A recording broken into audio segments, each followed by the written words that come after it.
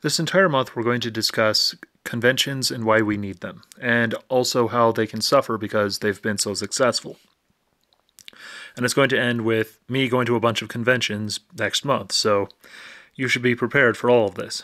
For this week, I've thought I'd give you kind of an overarching reason for conventions and how they work in bringing things together. So I thought I'd show you the rebuilt world. In Spokane, there is a bunch of tribes. By the way, that's a map on the left, and I'm actually from the Yakima Reservation when I was going to high school. It wasn't, technically speaking, it wasn't on the Yakima Reservation, but that's sort of splitting hairs there because, yeah, it was in a city called Yakima in the inner city part, and I had plenty of friends that were Yakima Indians. So I mean, it's one of those awkward things. It was in reservation talk. It's called the Edge of Res. So it's a reservation, but it's not quite a reservation. It has civilization in it. Anyway, I now live in Spokane. And in Spokane, there's a museum that talks about the history of the area and how things work. And there's a famous prophecy in the history called the End of the World Prophecy. And it's by a supposed Native American who said he saw the end of the world, and it will happen when white men show up with a Bible or with a book. And once this book arrives and that is given to their people, the end of the world will happen. And then the world will fall to pieces. And it's accepted amongst several historians. And the reality is it's probably bunk. As an intercultural historian, I've got to tell you, I have seen this prediction amongst so many different groups, it's not even funny. Every last one of them is, in fact, false. It was used as a way to have an excuse to overpower people. And it doesn't matter how many times the historians post it, the natives are like, we're not that dumb. So we wouldn't have fallen for this, and none of the history around that subject really works. So why do you constantly say that this is what happened? But you'll find it in the Philippines, in the Hawaiian Islands, in Mexico, in South America, in various African lore, and it just keeps going on. I keep finding new versions of that prophecy. So, it's not a real prophecy, but my mom, who saw it, said, there is a truth to it. The end of the world didn't happen in the way we understand it. The end of the world, in a Christian point of view, is the world ends and then, a new world comes out of it. And this new world will be run by God and everything will happen in a special way and tons of people will die. But then she said, the end of the world did happen to the Native Americans. The dam you're looking at is blocking the way for many of the salmon runs, and they're actually working to regain the salmon, by the way. But many of the dams in the area were stopped the way for fishing, the traditional thing that many of the tribes did, and they took roads and they just plowed into all the usual trails, and they changed the landscape completely. So the native tribal world was destroyed, and a new one came from it. Suburbia and all of that. And she basically said, that the prophecy was true. The world did end, and it was replaced by this new world. But that doesn't mean it's the end of the world as we think of it. So the end of the world is merely one world being taken over from another one. And that's the same way as what we've been discussing, where the online world is taking over the civilization as we know it today. But there's another world, and we're going to call this the arcade tribe. I've been talking about it a lot here. And a lot of people have pointed out that arcades kind of suffered a bit.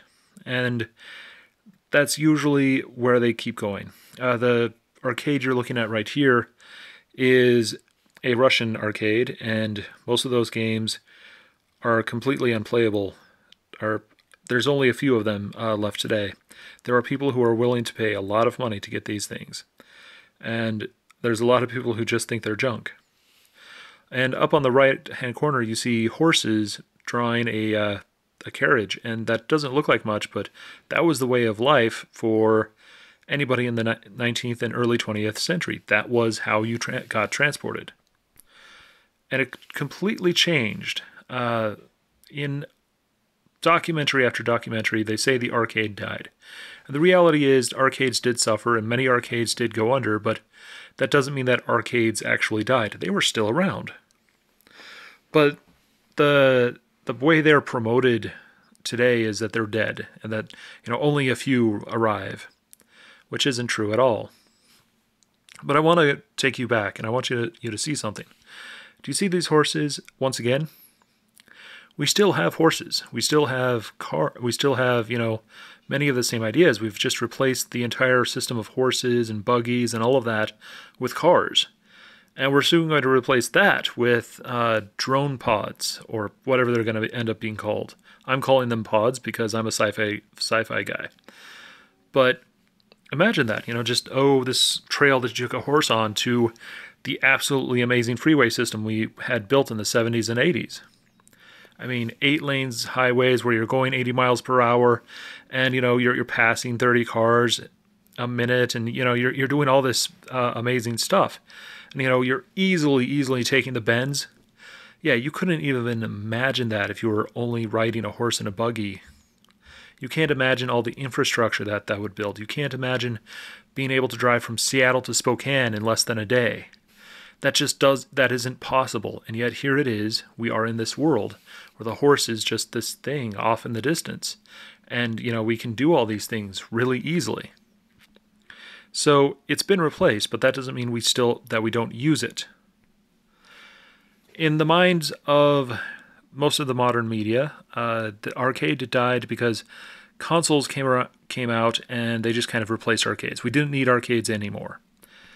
And this is kind of how it went. They introduced this new world to us. The arcade was doing all these cool games, but we could play something just like that. We could grab any arcade game and put it onto our PS2. It's really around the PS2 when they say that arcades started to die, and honestly, it's because a ton of games were released for the PS2 that were former arcade games. I've got the Neo Geo console, Neo Geo collector's album for my PS2, and this is kind of how a lot of the console companies, Sony especially, kind of promoted themselves. They said, look, you don't need arcades anymore. You can just play your game on our console. And this wasn't true. The racing games were kind of terrible. Crazy Taxi was fun, but man, Crazy Taxi in a cockpit is way better. And, there's just kind of this conversation that the arcades weren't needed. You didn't have the power for the arcades anymore. The consoles were way more powerful, could do all these things. So, the arcade died. And that's the new world of the arcade. And if we were to talk about it, if we were talking about a post-apocalyptic system, we'd say that, well, there's survivors and there's mutants that are fighting it out. And survivors, interestingly enough, there's still arcades around. They're still doing fine. There's still new arcade games coming out. They're just not as findable or noticeable. Not only that, but people who really liked arcades were having conventions at the time that people thought arcades were dying. So this allowed people to go in and kind of relive the arcade experience and have kind of this major arcade emotion.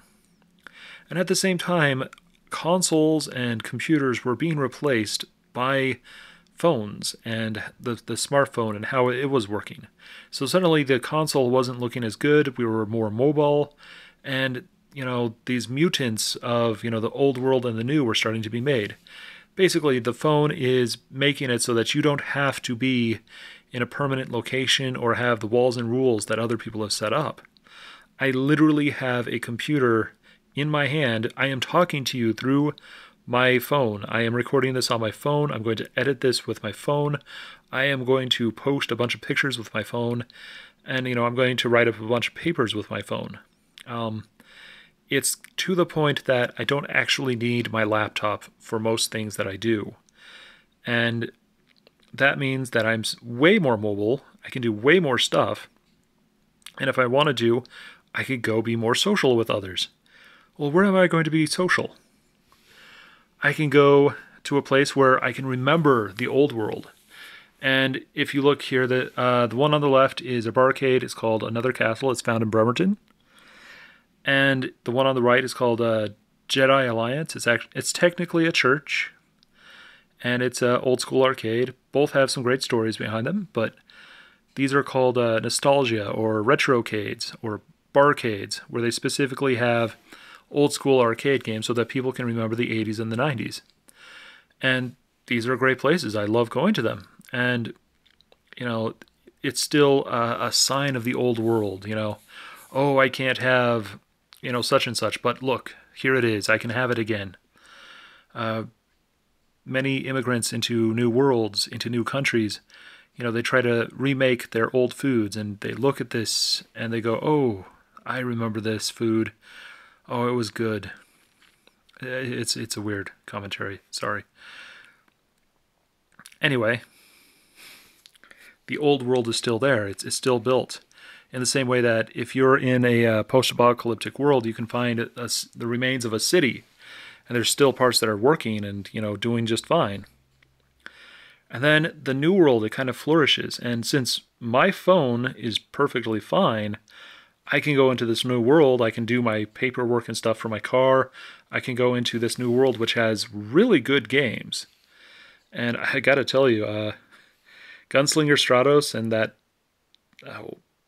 Maximum Turbo, the whole name thing, those are fun games. And not only do they make me nostalgic, but they actually have these new styles that I can enjoy, but I can remember from my old school days. They have built better arcade games for our modern times, and they're way fun. And because of that, the arcades have become even more frequent. We have the nostalgic games, we have the retro, that make retrocades or barcades, but we also have arcades with entirely modern games, and they're doing really well. They're very successful. There are now more arcades in the U.S. than there were 10 years ago, which means that arcades are growing and they're becoming much more popular. In fact, in Seattle, we have so many arcades, it's hard to imagine all the places that don't have our arcades. I'm just like, no, the arcades are back. They're doing really well. But then I go to, say, Spokane, and I'm just like, oh, right. There's only like one or two here. Kind of awkward. What? I don't know why it's loading and... But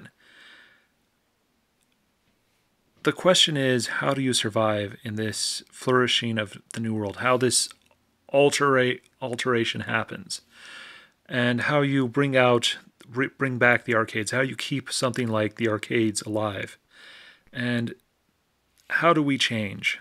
Here we go. We have a timeline. See, here's an old school arcade. We go to the console, then we go to the phone, then we go to the conventions, and then we go to a modern arcade. And the truth is, yes, arcades survived throughout that era. In fact, if you actually look at the top left picture, some of those games were from the era that everybody said arcades were dead in. I love the talking Wookiee one. But arcades are back, they're growing, and we have to start asking questions. As the world is changing, how do we change? And that's actually the underlying theme here for this month. How did arcades change so that we could have them in a modern sense? And what happened around them so that they could survive? So it's not just that they survived, it's that they survived while others within the change that was actually happening around them. So we're going to discuss that this week, and I look forward to talking more about it. Catch y'all later.